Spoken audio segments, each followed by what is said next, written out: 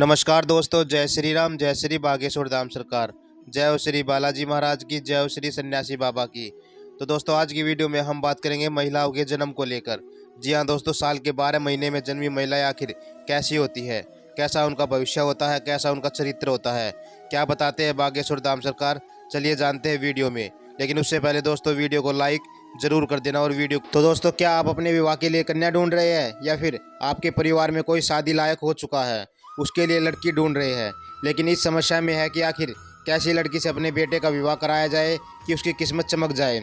आखिर कैसे बिना कोई जांच पड़ताल पता लगाया जा सकता है कि किस महीने में जन्मे बच्चे लड़कियां या आपके परिवार के लिए भाग्यशाली रहेंगी या रहेंगे।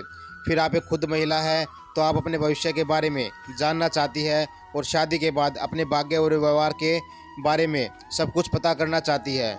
उसी के बिना, ज्योतिष और पंडित के बिना अपनी कुंडली कैसे दिखा सकते हैं या फिर अपना हाथ दिखाए बिना। तो दोस्तों, इसका समाधान है हमारे बागेश्वर धाम सरकार यानी पंडित धीरेन्द्र कृष्ण शास्त्री जी के दोस्तों, बागेश्वर धाम सरकार यानी पंडित धीरेन्द्र कृष्ण शास्त्री जी का कहना है कि आप केवल जन्म के महीने से ही पता लगा सकते हैं कि आपकी कुंडली कैसी होगी, आपका भाग्य कैसा होगा, या आप जिसे शादी करने वाले हैं उसका भाग्य कैसा होगा। तो आज की वीडियो में हम यही बताने वाले हैं। लेकिन उससे पहले दोस्तों, अगर आपने अभी तक हमारे चैनल को सब्सक्राइब नहीं किया है तो प्लीज़ चैनल को सब्सक्राइब कर दे, ताकि बागेश्वर धाम सरकार से जुड़ी और भी बहुत सारी जानकारी और वीडियो आपको देखने और सुनने को मिलती रहे। तो दोस्तों, आपको बता दें कि वैसे तो महिलाओं को समझना स्वयं ब्रह्मदेव के वश में भी नहीं है, लेकिन हमारे गुरुजी का कहना है कि कुछ खास महीने में जन्मी महिलाएं जन्म से ही भाग्यशाली होती है। तो केवल महिलाओं के जन्म के महीने से यह पता लगाया जा सकता है कि वह आगे चलकर आपके जीवन में तरक्की कर पाएंगी या उनका वैवाहिक जीवन कैसा होगा। तो चलिए आपको भी बताते हैं कि गुरुजी ने किस महीने में जन्मी हुई महिलाओं को सबसे ज़्यादा भाग्यशाली बताया है। तो दोस्तों, अगर शास्त्रों के हिसाब से बात की जाए तो हिंदू पंचांग का सबसे पहले महीना चैत्र का महीना होता है। चैत्र महीने की शुक्ला प्रतिपदा से ही ब्रह्म जी ने सृष्टि के निर्माण की शुरुआत कर दी थी। वहीं सतयुग का प्रारंभ भी चैत्र के महीने से भी माना जाता है। देवी दुर्गा का प्रादुर्भाव भी चैत्र के महीने में ही माना गया है। इसी के साथ कई और विशेष त्यौहार वाला यह महीना हिंदू पंचांग का सबसे पवित्र महीना भी कहा जाता है। दोस्तों, कहा जाता है कि इस महीने में जो भी महिलाएं जन्म लेती है, रूप और गुण की भंडार होती है। ऐसी महिलाएं अच्छा वक्त होने के साथ नेतृत्व की भावना भी अपने साथ ही रखती है।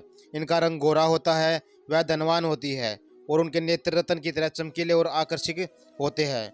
इन्हें अपने जीवन में सारे सुखों की प्राप्ति होती है। इनकी कुंडली में पुत्र योग और इन्हें राजयोग भी प्राप्त होता है।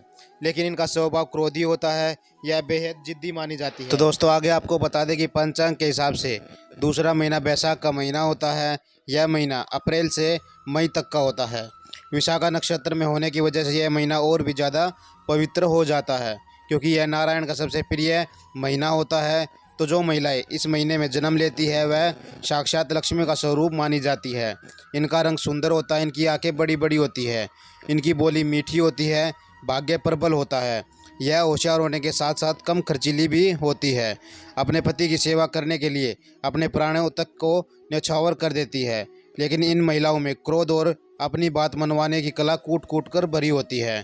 तो आगे आपको बता दें कि हिंदू पंचांग के हिसाब से तीसरा महीना ज्येष्ठ का महीना होता है। इस महीने में सूर्य की तेज की प्रबलता अधिक होती है। कहा जाता है कि जो महिलाएं इस महीने में जन्म लेती है वह दिमाग की तेज होती है और अपनी इसी कला के दम पर वह पैसा कमाकर धनवान बन जाती है।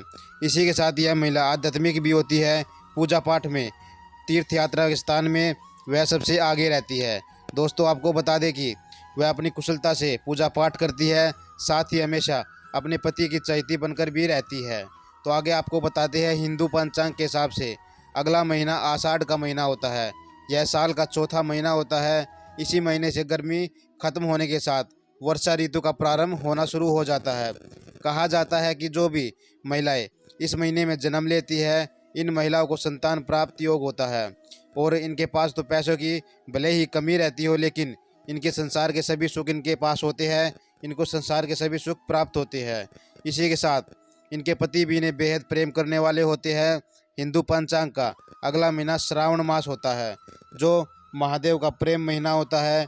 इस महीने में जो महिलाएं जन्म लेती है वह आध्यात्मिक की तरफ झुकी होती है, भक्ति भाव और पूजा पाठ करने वाली महिलाएं होती है। यह महिलाएं शारीरिक रूप से स्वस्थ रहती है, मानसिक रूप से भी पवित्र रहती है। इन महिलाओं की माँ की साफ, शारीरिक रूप से हष्ट पुष्ट और सदाचारी मानी जाती है। इन्हें जीवन में सभी सुखों की प्राप्ति होती है और आसानी से हो जाती है। तो दोस्तों, हिंदू पंचांग के हिसाब से छठे महीने को भाद्रपद मास कहा जाता है। इस महीने में कई सारे त्यौहार जैसे हरतालिका तीज, गणेश चतुर्थी, जन्माष्टमी, अनंत चौदस जैसे खास त्यौहार आते हैं। इस महीने में जन्मी महिलाएं भाग्य की प्रबल होती है। इन्हें अपने जीवन में धन और पुत्र की प्राप्ति होती है। साथ ही यह महिलाएं समझदार और सदाचारी भी होती है। ये सोच समझ कर काम करती है। घर से लेकर बाहर तक सभी जिम्मेदारी आसानी से निभा लेती है। साथ ही यह मीठा बोलने वाली और खुशमिजाज स्वभाव की होती है। तो ऐसे में हिंदू पंचांग का 7वां महीना आश्विन मास होता है। कहा जाता है कि इस महीने में पितरों की पूजा की जाती है। यह महीना माता दुर्गा को भी समर्पित होता है। इस महीने में जो भी महिलाएं जन्म लेती है वह बेहद ही धनवान और सुखी होने वाली होती है। वह सुंदर होने के साथ साथ कार्य को कुशल रूप से करती है, संतान प्राप्ति करने वाली होती है और आगे आपको बता दें कि वह अपने काम में खुश रहने वाली होती है। दोस्तों, आपको बता दें कि हिंदू पंचांग का 8वां महीना कार्तिक मास होता है, जिसे दामोदर मास भी कहा जाता है और यह महीना नारायण को समर्पित होता है। बताया जाता है कि इस महीने में जो महिलाएं जन्म लेती हैं उनका स्वभाव कुटिल होता है। इसका सीधा मतलब सीधा करने के लिए मानी जाती है। इनका स्वभाव गुस्से वाला तथा बेहद इनका कद छोटा होता है। इन्हें धन और सुखों की प्राप्ति होती है, लेकिन यह मान सम्मान में कुटिल और क्रूर जरूर होती है, यानी इन्हें दूसरों पर दया बिल्कुल भी नहीं आती है। दोस्तों, हिंदू पंचांग का अगला महीना मार्गशीर्ष यानी अगन मास कहा जाता है। इस महीने में जन्म लेने वाली महिलाएं धर्म और सदाचारी होती है। वह सभी धार्मिक कार्य करने वाली होती है। वह दिखने में सुंदर और मधुभाषी होती है। कोमलता अपने परिवार की सारी जिम्मेदारियां उठाती है। हर एक क्षेत्र में अपना बलिदान देती है, साथ ही अपने आप को प्रदर्शित करती है। तो दोस्तों, हिंदू पंचांग के हिसाब से 10वां महीना पौष का महीना माना जाता है और इसमें सूर्य की उपासना करनी चाहिए। बताया जाता है कि जो महिला इस महीने में जन्म लेती है वह पुरुषों के स्वभाव वाली होती है। वह कदकाठी और व्यवहार में बिल्कुल पुरुषों की तरह ही होती है। पुरुषों की तरह ही उन्हें काम करने की कला भी होती है। वह महिला अपने पति से विमुख रहती है, घमंडी होती है, समाज में गर्व से रहना चाहती है और यह बात बात पर गुस्सा करने वाली होती है, अपना उल्लू सीधा करने वाली होती है और इस महीने में जानी जाती है। साल का 11वां महीना माघ का महीना कहा जाता है। इस महीने में जो महिलाएं जन्म लेती है वह न केवल सौभाग्यशाली होती है, उन्हें धन की प्राप्ति होती है, वह रूपवती होती है, संतान सुख मिलता है, साथ ही वह बुद्धिमानी भी होती है। वह सत्य बोलने वाली होती है और अपने बोले पर कभी कभी ज़्यादा कुटिल भी हो जाती है। हिंदू पंचांग के हिसाब से आखिरी महीना फाल्गुन का महीना बताया जाता है। इस महीने में चंद्रदेव की उपासना की जाती है। यह चंद्रदेव को समर्पित होता है। आपको बता दें कि इसलिए जो महिला इस महीने में जन्म लेती है वह सर्वगुण संपन्न मानी जाती है। वह न केवल भाग्यशाली होती है, साथ ही वह अपने कुटिल भी होती है। उसमें राजयोग का विधान होता है और धन, पुत्र और संसार के सभी सुखों की प्राप्त करने वाली होती है। वह दूसरों को भला करने वाली होती है, तीर्थ यात्रा करने वाली होती है और अपने स्वभाव की पक्की होती है। साथ ही आपको बता दें कि वह महिला बहुत ही आनंदमय होती है। तो दोस्तों, आज की वीडियो में हमने आपको बताया कि साल के 12 महीनों में जन्मी महिलाएं आखिर कैसी होती है, कैसा उनका भविष्य होता है, कैसा उनका चरित्र होता है। अगर आप उनसे शादी करते हैं तो आपके परिवार पर या आपके ऊपर क्या प्रभाव पड़ता है। दोस्तों, आज की वीडियो में बस इतना ही। वीडियो आपको कैसी लगी कमेंट बॉक्स में ज़रूर बताइएगा। साथ ही वीडियो को लाइक और शेयर करना ना भूलें, चैनल को सब्सक्राइब जरूर कर दें। जय श्री राम, जय श्री बागेश्वर धाम सरकार, जय हो श्री बालाजी महाराज की, जय हो श्री सन्यासी बाबा की।